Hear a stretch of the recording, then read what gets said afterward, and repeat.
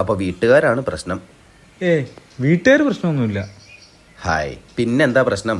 ഞാനൊരു ബ്രോക്കർ വഴി അവളുടെ വീട്ടിൽ കാര്യം അവതരിപ്പിച്ച് നാളെ പെണ്ണ് കാണാൻ ചെല്ലാനും പറഞ്ഞു. ആഹാ, അത്രത്തോളൊക്കെ ആയോ? ഒരു കാരണവശാലും ഇത് കയ്യിൽ നിന്ന് പോകാൻ പാടില്ല. ഞാൻ ആലോചിച്ചപ്പോൾ നിന്റെ അച്ഛൻ്റെ എന്തെങ്കിലും കഴിവ് നിനക്ക് കിട്ടാതിരിക്കില്ലല്ലോ. അതെന്താ റിനിയേട്ടാ അങ്ങനെ ഒരു വർത്താനം? എൻ്റെ അച്ഛൻ തിരുമേനയുടെ എന്തെങ്കിലും കഴിവല്ല. അച്ഛൻ തിരുമേനയുടെയും വലിയച്ഛൻ തിരുമേനയുടെയും മുത്തച്ഛൻ തിരുമേനയുടെയും എല്ലാ കഴിവും കിട്ടിയിരിക്കണം എനിക്ക് തന്നെയാ. സംശയം ഉണ്ടെങ്കിൽ ബോധ്യമാക്കി തരാം. ഇവിടെ ഇരിക്കുക. അത് മതി. ഇതങ്ങോട്ട് പിടിക്കുക. ഇതെന്താ? ഭസ്മോ, അതും പ്രത്യേകം പൂജിച്ച ഭസ്മോ. ഇത് വെച്ച് എന്ത് ചെയ്യാനാ? പെണ്ണ് കാണാൻ പോകുന്നതിന് രാവിലെ കുളിച്ച് ശുദ്ധിയായിട്ട് ഈ ഭസ്മം നെറ്റിയിൽ തൊടുക. അവിടെ ചെന്നതിന് ശേഷം എങ്ങനെയെങ്കിലും ഈ ഭസ്മം പെണ്ണിൻ്റെ നെറ്റിയിലും കൂടി അങ്ങോട്ട് തൊടിക്കുക. തൊട്ടാ പിന്നെ നിങ്ങളെ തമ്മിൽ പിരിക്കാൻ ഈ ഭൂമിയിൽ ഒരു ശക്തിക്കും സാധിക്കില്ല. ശരിക്കും?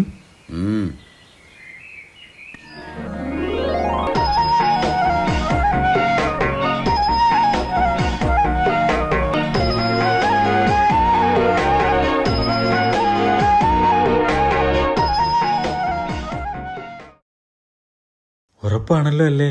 ഉറപ്പാണോന്നോ? തൻ്റെ കല്യാണം നടത്തിയിട്ടേ ശിശുസ്വാമിക്ക് ഇനി വിശ്രമമുള്ളൂ. ഉഫ്.